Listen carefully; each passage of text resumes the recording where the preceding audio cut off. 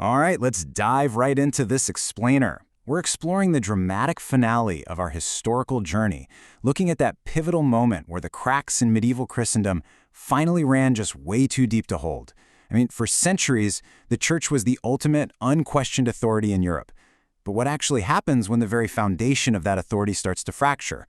Well, we're going to look at a period of absolute chaos, a time that perfectly set the stage for everything the Protestant Reformation would become a century later. 3.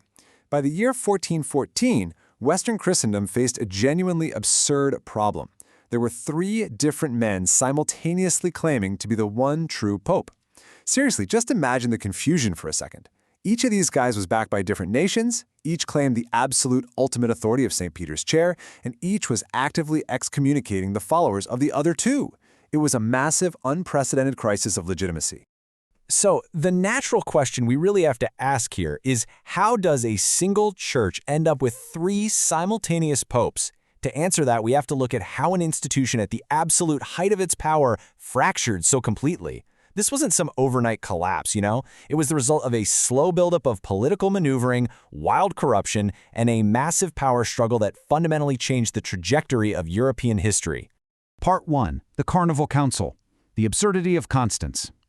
To solve this unprecedented crisis, the Church called a massive gathering known as the Council of Constance. Now, this council was supposed to be a highly serious, holy gathering to heal the fractured Church. The solemn official numbers boasted 33 cardinals, 238 bishops, roughly 1,000 university scholars, and representatives from 83 kingdoms. Sounds incredibly dignified, right? But the reality? This massive influx of people brought thousands of musicians and hundreds of prostitutes into the city. Contemporary accounts describe an atmosphere that was honestly much closer to a chaotic, debauched medieval fair than any sort of solemn religious assembly. And the sheer hypocrisy of this environment?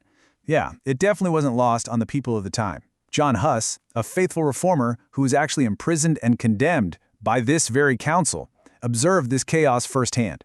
From his prison cell, he wrote this incredibly damning assessment, saying that an entire generation wouldn't be enough to cleanse Constance of what happened there. The very people who gathered to fix the Church's moral and structural crisis were actively participating in a literal carnival of corruption. Which brings us to Part 2, the papacy's great fall, how the Church fractured. To truly understand the absurdity of Constance, we need to flash back just a bit to see exactly how the papacy fell from its supreme height of power. This rapid descent really kicked off in 1309 when the papal residence controversially relocated to Avignon in southern France. People actually called this period the Church's Babylonian captivity, mainly because it was widely perceived that the papacy was just being controlled by French royal interests. When the papacy finally tried to move back to Rome decades later, a rival French pope was elected in protest, and boom, that kicked off the Great Schism in 1378.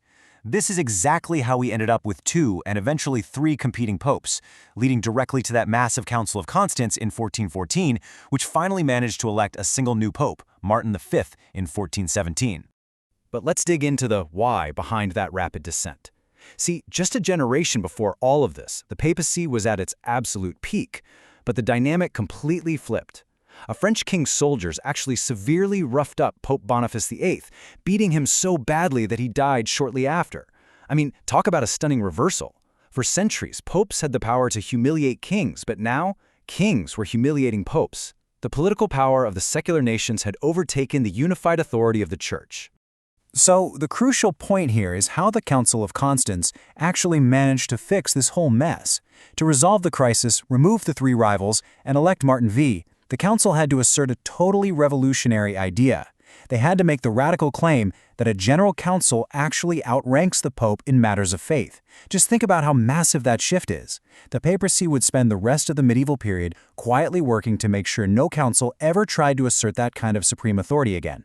But the precedent had been set. The pope was officially not untouchable. Part 3. The Preacher Who Wouldn't Stop, Jan Hus and the Ultimate Price. We're shifting now from the macro level of massive church councils down to the micro level. We're going to look at a single, incredibly brave Bohemian preacher in Prague named Jan Hus. Let's look at what made Jan Hus so incredibly dangerous to the establishment. His ministry was built substantially on the earlier writings of England's John Wycliffe. Hus took these ideas, translated them into the local Czech language, and started boldly preaching against the very clerical corruption that was on full display at Constance. He condemned the sale of indulgences, and he openly opposed supreme papal authority. Because he built such a massive following, he was summoned to the council, and actually, Hus went willingly. He really believed that an emperor's explicit guarantee of safe conduct meant he'd get a fair hearing for his ideas. 42. He absolutely did not get a fair hearing. Instead of a theological debate, that guarantee of safe conduct was completely ignored. Hus was immediately thrown into a prison cell and tried on 42 separate trumped-up charges. The system, it turns out, wasn't interested in a debate, it was just interested in silencing a threat to its fragile, newly re-established authority. Facing these 42 charges in July 1415, Hus stood his ground. He offered this brilliant, foundational defense, saying, "I am humbly ready to retract anything that shall be proved erroneous to me, according to the Scriptures." He was literally asking them to just open the Bible and show him where he was wrong. But no one did. No one showed him Scripture proving his errors. They condemned him anyway, and they burned him at the stake. And get this, eyewitness accounts say that even as the flames rose around him, Jan Hus was singing a hymn. Finally, Part 4. The stage is set. The legacy of Jan Hus.